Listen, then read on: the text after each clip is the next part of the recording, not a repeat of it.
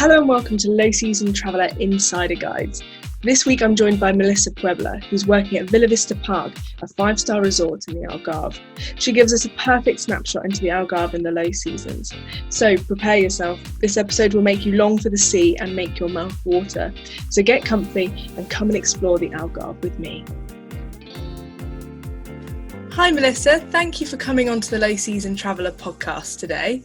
So I just thought we'd start by setting the scene. So if you were to step outside your front door, what can you hear, what can you see, and what can you smell? But I have to say right now I'm at work, so if I step outside of my front door, I will see the amazing gardens of Vila Vita Parc and the ocean at the end. I will be probably hearing the guests having breakfast right now at the Vila Vita. So the smell of the coffees and the nice bakery will come up. But well, if I imagine myself at home on a weekend day in the morning, I'm quite lucky. And it's true that I live just in front of the Salgados Natural Park. So, and just behind it, I can see the seaside. So every morning, that's my first look. And it's true that the first smelling will be from the seaside, and the hearing will be different birds around singing just to wake up us. That's it. That's my daily routine. That sounds amazing. You're making me so jealous sat here. I wish I could just see the sea when I opened the door.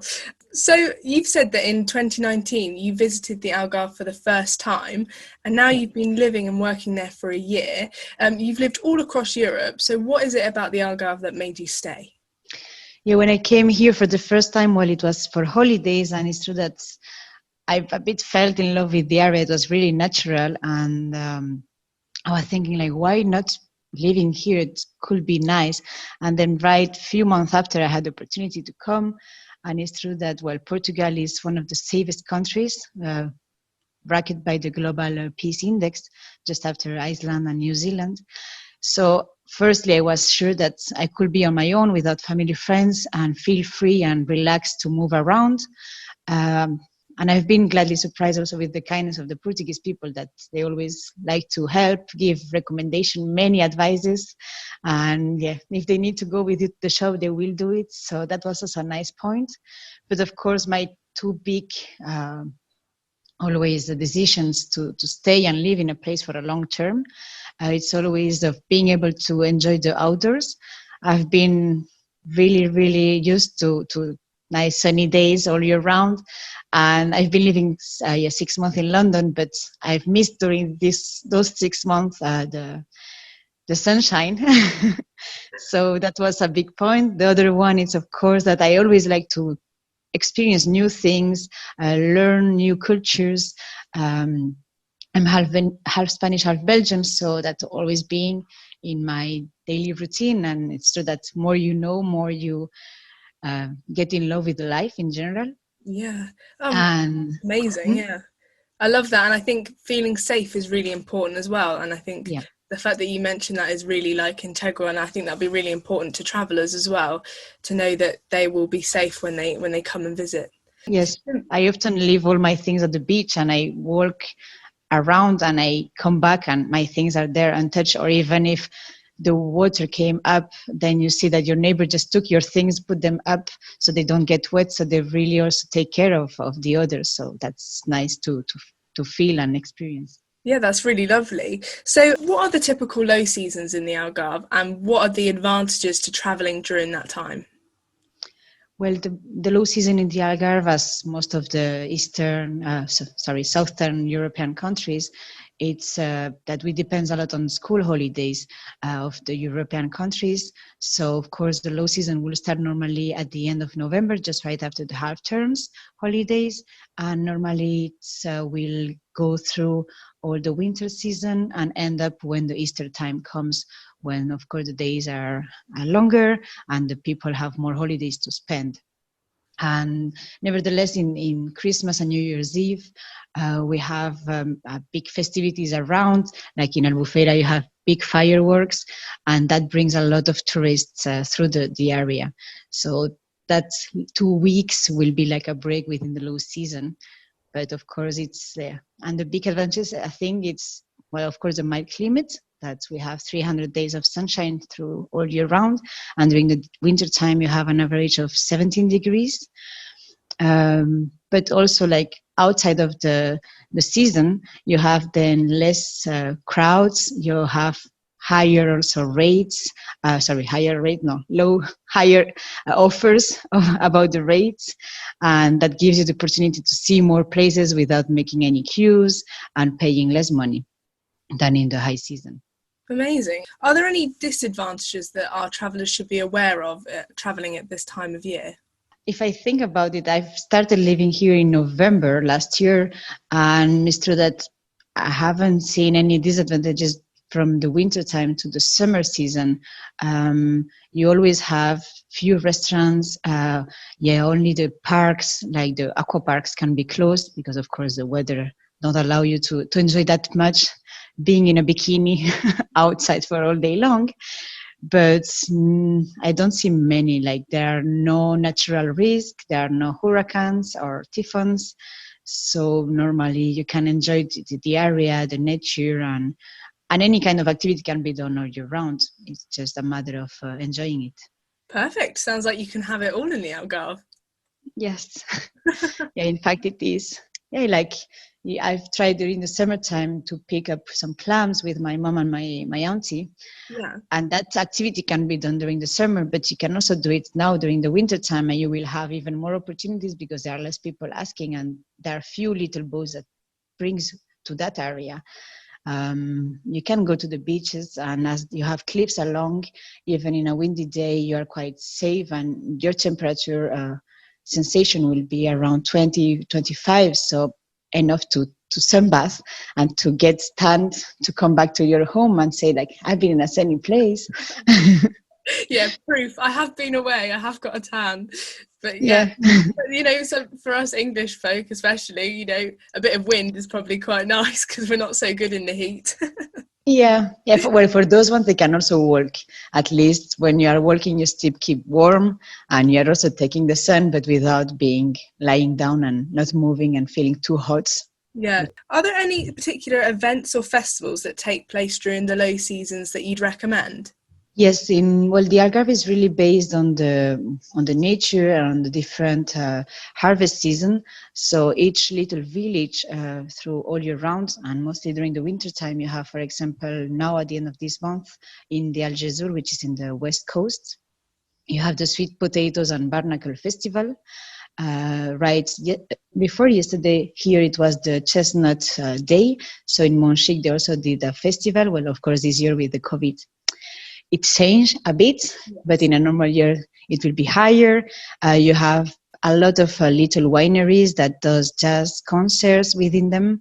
And as a big event during the winter time, of course, in February, you have the Carnival in Lule, which is one of the biggest, and it's kind of a Brazilian style, but here in Portugal. So that's really nice. I've been unlucky of being traveling at that time for work, and I couldn't see it. And I hope to see it next year if it's happening, or the year after. Yeah, fingers crossed, because I've heard a lot about that carnival, and apparently it was meant to have inspired the Brazil carnival. It kind of apparently started everything off. So, and Brazil's famous for it. So it just makes me wonder what it would be like in Portugal.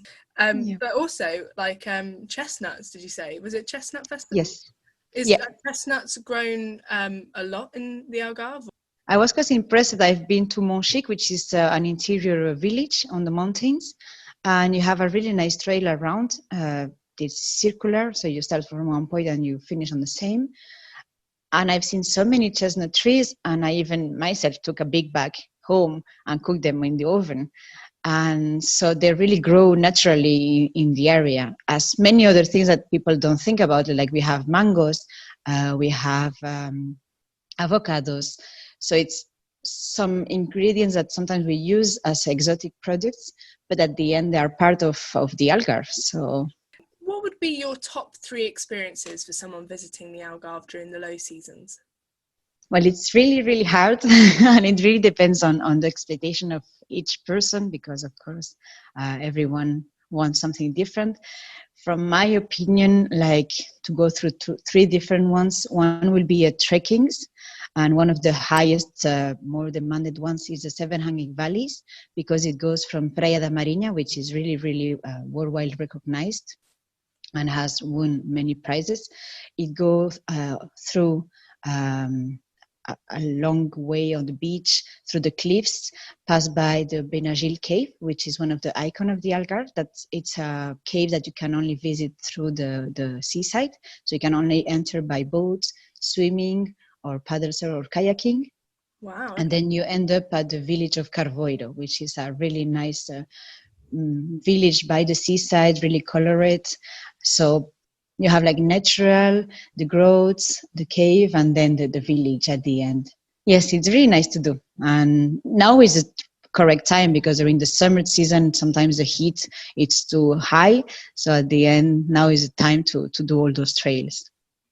My second recommendation, going more through the food, and as a foodie lover, and as also was one of the main reasons of staying here. I still need to try many other dishes. It's to try one of the Michelin star restaurants, because the Algarve have the highest concentration of Michelin star restaurants through Portugal. So it's the perfect time also now that they have more space. You don't need to make your booking so much time in advance to try them all. And as a third one, and going more to the culture or history, then in Silves, which is close to this mosque that I was speaking before.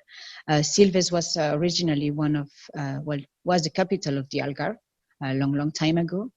And there it remains a nice castle.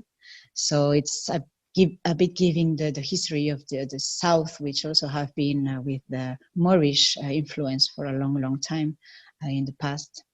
Amazing. Going back to the Michelin star restaurant, is there any particular dish that you can only get in the Algarve, or something that you would really recommend getting on the menu because they do it so well?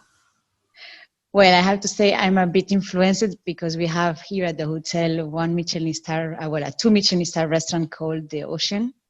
And actually, during the lockdown time, Hans Neuer, the chef, have been visiting many producers and farmers around, and he created a 100% Portuguese menu.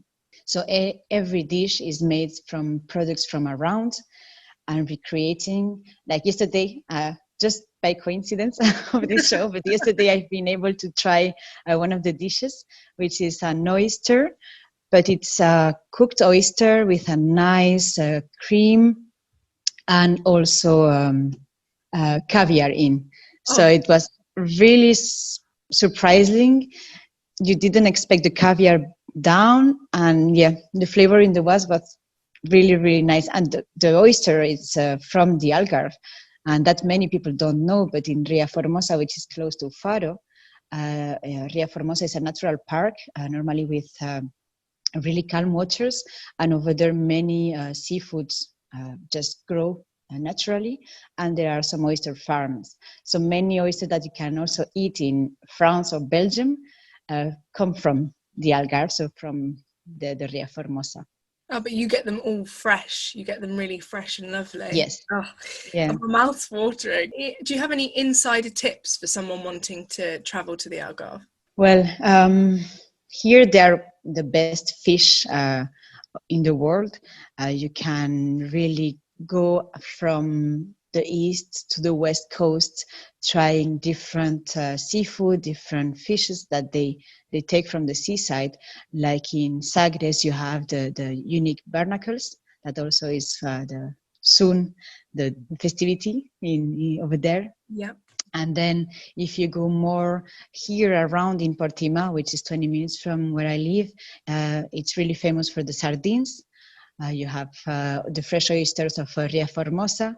And then in Villarreal de San Antonio, for example, which is totally on the east and just the border to Spain, you can have a really nice tuna, which could be like a dessert within your journey. So that's a really nice. A dessert? Yeah. Do you normally have tuna for dessert?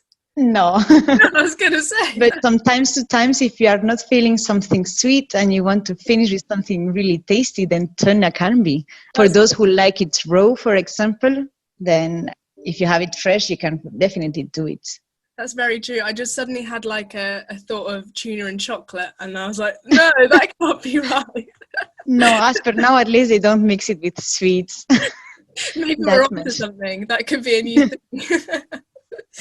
Okay, and finally, is there any information or advice you'd like to share? Perhaps something you yourself would have liked to have known before you came to the Algarve a year ago?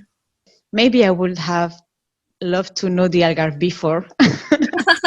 Before COVID time, and being able to come, and because it's true that my year have been a bit strange, and which in somehow for me it was good, because thanks to the COVID, I haven't been traveling for work that much.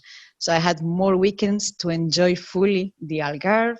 I had more friends and family coming over also, so I needed to be a guide for them. So I've experienced much more things than if it would be a normal year. But that's for me. But I know, like, I missed, for example, in summertime, and now in the starting of the low season, it was about to have many festivals of music that of course cannot happen this year. So yeah, I'm looking forward that 2021 might give me those bigger festivals, and I hope the Lulik Carnival. That sounds really exciting, and that is something to look forward to, isn't it?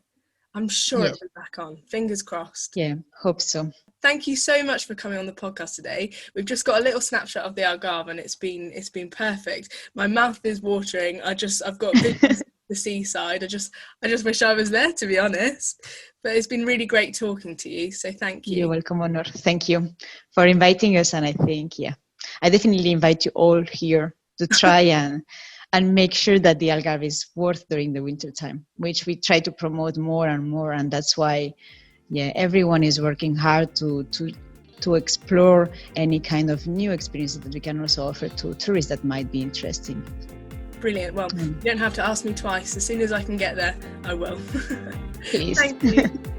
You're welcome.